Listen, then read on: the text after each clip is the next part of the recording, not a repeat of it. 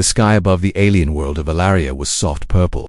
2 suns hung low, painting the horizon gold and silver. The air was quiet, filled only with the sound of glowing trees whispering in the wind. A human named Jonah Ray, dressed in a dusty space explorer suit, walked through the alien forest. His mission was simple: make peace with the Valeri, the native species of this planet. They were known to be calm, wise, and distant. No one had ever gotten close to them until now. Jonah held a small bag on his back and a translator device in his ear. He looked around, amazed by the floating lights and flying crystal birds. Everything on this planet shimmered, as if touched by magic. Then he saw her. A tall, graceful alien girl stood near a shining lake. Her long silver hair flowed like water, and her skin gave off a soft blue glow. She wore a simple white robe, and tiny lights floated around her like fireflies. This was Sari, a young Valeri. Jonah stopped walking. He didn't want to scare her. Slowly, he raised his hand in greeting. Sari turned and looked at him with calm, golden eyes. She said nothing, but she did not run. A moment passed. Jonah smiled. "Hello," he said softly. "I come in peace. My name is Jonah." Sari blinked once. Then, slowly, she walked toward him. She looked at him with deep curiosity, as if she was looking at a strange, lost creature. Jonah noticed her hair was tangled and blowing into her face. He thought it was rude not to offer help. So, from his bag, he pulled out a small, cracked mirror, his mother's old hand mirror. He smiled and gently held it out to her. "You can fix your hair, if you want," he said kindly.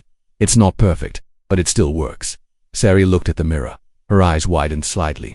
She did not take it. Jonah chuckled. "It's just a mirror. You know, to see yourself."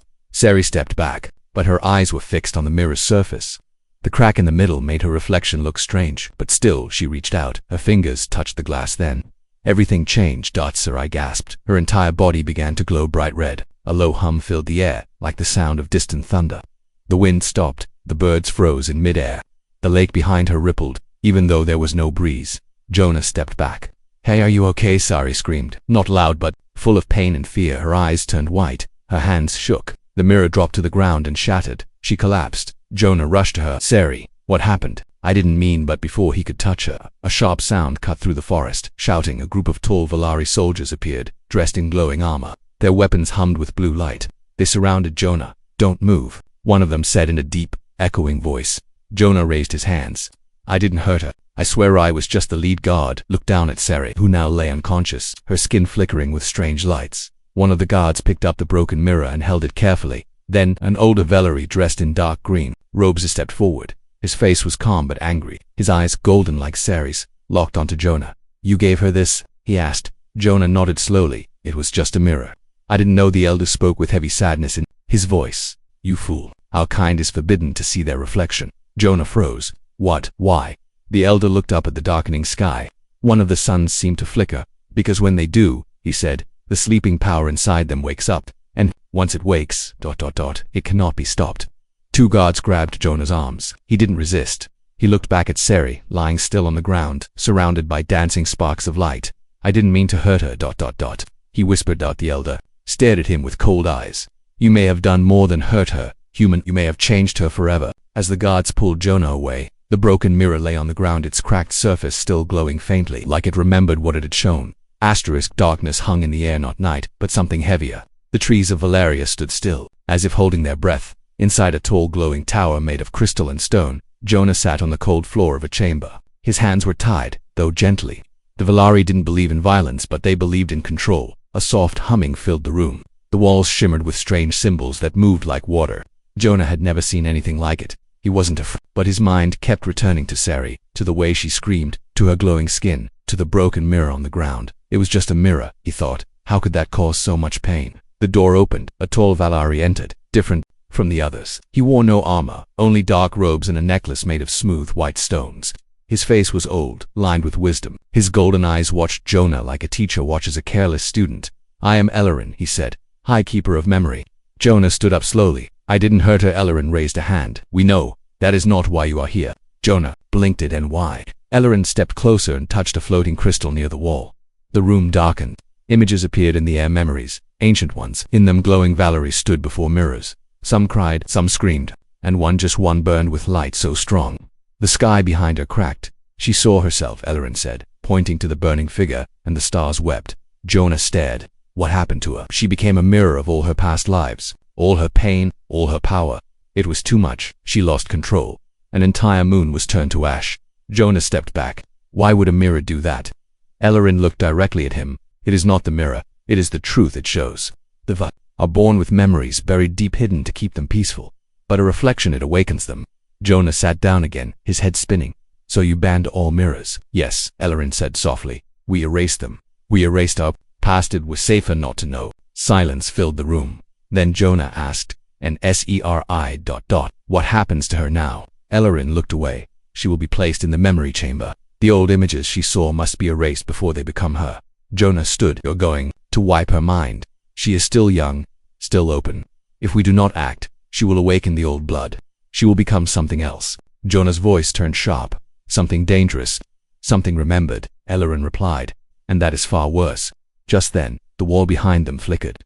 A new image formed Sari, asleep in a glowing pod, her body surrounded by rings of light. Symbols floated around her head, slowly turning. She dreams now, Ellerin said. But if she opens her eyes before we reach her, we will lose her. Jonah clenched his fists. Then let me help her. Ellerin raised an eyebrow. You helped once, and she screamed. That was a mistake, Jonah said. But I saw her, really saw her when she looked in that mirror. She wasn't just afraid, she was waking up. Ellerin said nothing for a long time. Then he touched the necklace around his neck. A soft tone filled the room. The lights dimmed. I will tell you something, Ellerin whispered. Long ago, before the ban, there were mirror keepers who could see their reflection and survive it. They were not feared. They were ... protectors, guides. Jonah felt his heart beat faster. And you think Sari might be one? Ellerin did not answer. Instead, he turned and walked away. The door began to close behind him, but just before it shut, Jonah heard the old Valari say, if she is, you will have to choose. Save her memory, or save her mind. Darkness ... not night, not sleep, but something deeper, like being underwater, far from the world, far from sound. Sari floated in it, no thoughts, no body, just light and echoes. Then came a voice, not human, not Valari, a whisper like wind inside. Her mind, wake up, mirrorborn. Her eyes opened, but not in the world of Valeria. She was standing in a glowing space made of mirrors that stretched forever. Each mirror showed a different version of herself. One was a warrior, another a queen, another a girl on fire. Sari stepped forward. The floor rippled beneath her feet. Who are they? She asked aloud. The mirrors whispered, they are you from before forgetting. Suddenly light flashed at SER. I gasped and sat upright. But this time, she was awake in the real world, inside a memory chamber. A floating glass pod held her. Lines of glowing script circled her body, trying to rewrite her mind, but it was too late. The machine sparked, the lines faded, the chamber his stand opened. She stepped out barefoot, her hair flowing like moonlight, her eyes brighter than ever. Before, Sari wasn't the same. Across the tower, Jonah sat in a room of silence. No guards, no voices, just his thoughts. He stared at the floor until a soft breeze moved across his face. He looked up and froze. Sari was standing at the doorway. No one had opened the door. It was as if it had simply moved out of her way. Sari, Jonah said. Carefully, she tilted her head. You gave me the mirror. Her voice was calm but layered, like two voices speaking at once. One hers, the other. Ancient, I didn't know, Jonah said. I'm sorry. Sari walked closer. I remember things now. Names, stars, wars. Jonah stood. That's impossible. You were only unconscious for a day. She nodded. Not in the place I was. Jonah asked, what did you see? Sari's hands moved in the air. Lines of golden light appeared, forming a symbol Jonah had never seen before. I saw myself, not just this life, or lives, or the ones buried beneath. Suddenly her hand lit up and a hologram of a distant galaxy spun in the air. Jonah stepped back in awe. You couldn't do that before, he whispered. No, she said, but I could. Before I was me. Far below the tower, alarms began to hum. The council had felt the change. Highkeeper Ellerin stood before a glowing orb. Sari's chamber showed only an empty pod. His hands tightened. She's awake, he said. A young guard beside him asked, should we stop her? Ellerin looked at the stars above. One of them blinked, then vanished. He whispered, almost to himself, no, we must remember why we were afraid, and pray she does not. Back in the quiet room, Sari turned to Jonah. They will come for me, she said. They will try to erase what I've seen. Then we have to go, Jonah said. Where? She asked. He opened his pack, pulling out a small star map.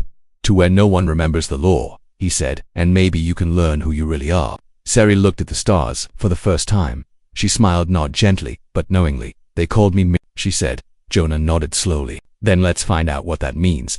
The window before them slid open. The night of Valeria stretched wide, lit by stars and the uncertain future waiting beyond them. Asterisk in the cold silence of space. A small silver ship moved like a tear through the stars. Inside, Sari sat quietly, her eyes fixed on the dark window. Stars passed by, but her thoughts were far behind. Jonah watched her from the pilot's seat. She hadn't spoken much since they left Valeria. She didn't need to. Something inside her had changed. Something old had awakened. He broke the silence. Where are we going? Sari blinked slowly. To the place the mirror came from. Jonah frowned. The mirror I gave you. It was human-made. She shook her head. No, that mirror was cold to you. The crack wasn't random. It was a map. Jonah looked confused. Sari waved her hand and lines of golden light formed in the air. The shape of the broken mirror appeared, then twisted into the image of an ancient temple. This, she said, is the Hall of Still Light. Long ago it was home to the first mirror. Jonah leaned forward. A real person, yes, Sari whispered, and I think I was her. They landed on a dead moon. No trees, no water, just white dust and black rock. But deep beneath the surface, ancient steps led down into the cold. They entered the Hall of Still Light. It wasn't made by human hands. The walls were silver stone, covered in glowing marks that pulsed softly like breath. Each wall reflected faint shadows, but no true reflections, as if the place remembered mirrors, but would not hold them. Jonah lit a small torch. How old is this place? Sari walked slowly. Her fingers touched the walls. Symbols lit up where she walked. I think this was built before time was written, before the law, before forgetting. They reached a large chamber with a single object in the center, a giant broken mirror, standing upright like a doorway, split into 3 parts. Jonah stepped closer, but Sari raised her hand. Don't. It only answers to blood. He paused. Your blood. She nodded, then stepped forward. The mirror glowed. Suddenly images exploded across the glass. 1,000 memories, not her own. Valari cities made of light. A woman wearing a crown of stars. A war in the sky. Flames raining down. Then a mirror shattering. And a voice no one must remember. Sari fell to her knees. Jonah ran to her side. Sari, but she looked up with glowing eyes. She was me. I was her. Jonah blinked. Who? Vera, the first mirror walker. They feared what she saw, because it was true. Jonah helped her sit with truth. Sari looked at him, and for a moment she was not just herself. She was thousands of lives. The truth that reflection is power, she said. That to know yourself fully is to become more than anyone can control. Just then, the ground shook. From above, a dark shape descended, a Valari ship. Jonah stood quickly. They followed as Sari didn't move. She stared into the broken mirror. No, they were already here. A shadow stepped from the dark. Not a soldier, but a woman. Her face was calm, but her eyes sharp like ice. I am Kelith, she said. Guardian of the lost mirror. Sari stood slowly. Are you here to stop me? Kelith nodded once. I'm here to remind you, Jonah asked. Remind her of what? Kelith looked straight at Sari. That power may return, but peace must be chosen. Sari's voice was calm. Then don't make me choose between them. The chamber pulsed with ancient light. Kelith held out her hand. Come back to Valeria. Let us study the past together. Sari stepped back. The past doesn't need study, it needs freedom. She turned to the broken mirror and placed a hand on the middle shard. It lit up. A quiet hum filled the air, and the mirror slowly started to repair itself piece by piece. Jonah watched in awe. You're fixing it. No, Sari whispered. I'm becoming it. Silence echoed through the ancient hall of still light, but it wasn't calm. That it was the silence before something breaks. The mirror in front of Sari now stood whole, tall and glowing, humming like it remembered everything that had ever been forgotten. Her fingers were still on the glass. Behind her, Jonah and Kelith stood frozen. The light from the mirror painted their faces gold and blue. Jonah whispered, Sari, what are you doing? Sari didn't answer. Her eyes were locked on the mirror. Inside it, she saw not herself, but thousands of versions of herself standing, in different worlds, different centuries, all waiting, all watching. Kelith stepped forward. Her voice was low. The mirror has repaired. It is awake. And now so are the eyes of the council. Jonah turned. Then we need to run, but Kelith shook her head. It's too late. Above them, deep in Valeria's skies, the High Council's main vessel hovered like a giant sleeping god, silent, but its weapons were armed on side. Ellerin stood at the central console watching the mirror's light rise from the moon's surface. His expression was not anger, it was regret. She touched the truth, he said, and now, it touches her back. Back in the chamber, the air shifted. Sari turned to Jonah. Her voice had changed. It still sounded like her, but there was something larger behind it. Something timeless. I remember now, she said. Why they broke the mirrors. Why they silenced us. Jonah moved closer. Tell me they weren't afraid we'd lose control, she said. They were afraid we'd stop being controlled. The chamber rumbled. Stone cracked above them. Kelith looked up. They're trying to bury us. Jonah grabbed Sari's arm. We have to go now. But Sari stood still. If I leave, the mirror breaks again. The truth goes dark. Jonah looked into her eyes. Then bring it with you. You're the mirror now. Remember. Her expression shifted. Then, with one hand, she touched her chest and the mirror's surface folded into her skin like water. The light vanished. The hall of still light collapsed. Dust, heat, falling stones. Jonah ran, pulling Sari behind him. Keleth followed, shielding them with a glowing shield of pure light. Tunnels twisted like a maze. Paths disappeared behind them. The walls shook, then light ahead. The surface they burst into the open, just as the ground behind them caved in, completely. The entrance to the mirror was gone, swallowed by the moon itself. They gasped for air. Jonah dropped to his knees. Sari stood silent, looking up at the council ship in the sky. Keleth looked at her. "What will you do now, Miraborn?" Sari didn't answer, but her eyes glowed again. And from her back wings of pure energy unfolded not feathers, not metal, fractured light, shaped like reflection itself. Jonah stood, stunned. "You can fly." "No," she said. "I can rise." And then, like a dream made real, she lifted off the ground, floating upward, toward the Valari ship. Jonah reached out. "Wait, what are you doing?" She looked down. "To escape the chamber," she said. "I must enter a bigger one." And she flew toward the stars. Inside the ship, alarms rang. Valari soldiers stood ready, but Ellerin held up his hand. "No," he said. Liturcum, his eyes burned gold. "Let her speak." Asterisk above the broken moon. The sky was not just dark, it was watching inside the High Council ship. Everything was still until she arrived. Cri, glowing like a sun in slow motion, floated silently through the upper hatch. Her wings of fractured light folded gently behind her. She wasn't flying anymore. She was being pulled not by force, but by memory. The council chamber opened before her. 12 Valari elders stood in a circle of blue fire, their faces calm, their eyes ancient. None of them looked surprised. Out at the center stood Ellerin. "We knew you would come," he said. Sari's feet touched the ground. She looked around the room. Her voice was clear, but every word felt like it echoed across time. "I didn't come to ask permission," she said. "I came to ask why." Ellerin tilted his head. "Why? What? Why you buried us, our mirrors, our truth, why you made us forget." The chamber dimmed. Then Ellerin lifted his hand, and a giant image appeared. In the air, an old star map. In the center, a black star. All light bent away from it, because truth has gravity, Ellerin said, and it pulls everything toward it in pain. Sari stepped forward. "That black star, what is it?" "The first reflection," said another elder. "The moment we first saw ourselves, and feared it." Jonah watched from behind a glowing shield. He wanted to run to Sari to protect her, but he knew this moment wasn't his. Ellerin continued. "We weren't always peaceful. Before the forgetting, the Valari were gods of memory, mirrors of power, but with every reflection came ego. And ego brought ruin. Second hologram appeared, cities burning, stars collapsing, entire planets lost. We destroyed half our own worlds," another elder said, "because we couldn't handle ourselves." Sari's voice was calm. "So you chose silence." "We chose survival," Ellerin said. "We broke every mirror, erased every story, turned our people into shadows of what we once were." He stepped closer to Sari. "Until you came. Until the last mirror woke up." Sari closed her eyes. She could feel it now, all the echoes inside her, all the lives who had seen the truth and been punished for it. But instead of fear, she felt something else. Compassion. "You made a mistake," she said softly. Ellerin frowned. "What mistake?" "You tried to protect your people from pain, but you also took away their power. You hid their reflections, so they never learned who they really are." One of the elders shouted. "And now you would give them back to..." "Mirror risk the past returning," Sari turned. Her eyes glowed like twin stars. "No," she said. "I won't give them a mirror. I'll become one." Suddenly, her wings unfolded again, but this time, they shattered into pure light and spread across the entire chamber. Each elder gasped. Their robes blew back. The holograms cracked. On that moment, they didn't see a girl. They saw every version of her, the queen, the warrior, the child, the seeker, all standing together. And then... Each council member saw their own reflection, for the first time in centuries. Not in a mirror, but in her, and they wept. Jonah stepped forward. Ser. I turned to him. "It wasn't about memory," he said. "It was about truth." She smiled gently. "And truth doesn't break us, it binds us." Ellerin lowered his head. "What will you do now?" Sari looked toward the stars. "I will show our people who they are, not with force, not with fear, with light." "And if they cannot handle it?" Ellerin asked. Sari's voice was calm. "Then I will hold the mirror, until they can." Far below on Valaria, the skies began to change. The stars pulsed in rhythm. Children looked up and saw their faces glow on the water's surface for the first time in generations. The Valari were allowed to remember. There was no sound, no music. No music, no speech. Just light.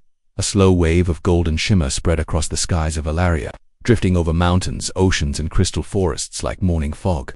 It wasn't a storm, it was remembering. One by one, the lakes became mirrors. The stones, HUMMED. And the Valari people, for the first time in centuries, saw their faces, truly saw them in every reflection the planet offered. Some cried, some fell to their knees, some stood in silence, feeling a part of themselves returned they didn't even know was missing. And far above, in the sky's high silence, Sari floated like a quiet star. Inside the council tower, Jonah Ray stood with Ellerin watching the world change below. She didn't destroy the system, Jonah said. She just showed them the door. Ellerin nodded slowly, and now, they must walk through it. In the fields, children touched their reflections in puddles and laughed. In cities, the old ones closed their eyes and whispered names they'd forgotten long ago, names of their parents, of lost songs, of who they once were. The Valari were not breaking. They were healing. Seri landed gently in the Temple of Skyglass, once a silent ruin, now glowing with awakened energy. People gathered but no one bowed. They simply watched her like they were watching the sunrise. A young girl stepped forward and asked softly, "Are you a god?" Seri knelt to her level and smiled. "No," she said, "I'm a mirror." The girl blinked. "What does that mean?" "It means," Seri said gently, "I won't give you answers. I'll show you your own face, and you'll decide who you are." The girl looked down into the glowing floor where her reflection shimmered back, and she smiled. Later, on a quiet hill far from the city, Jonah sat beside Siri. The stars above them were endless. She looked tired but peaceful. He broke the silence. "So what now? Are you going to lead them?" Seri shook her head. "No, they don't need another leader. They need time, space, and the courage to be whole again."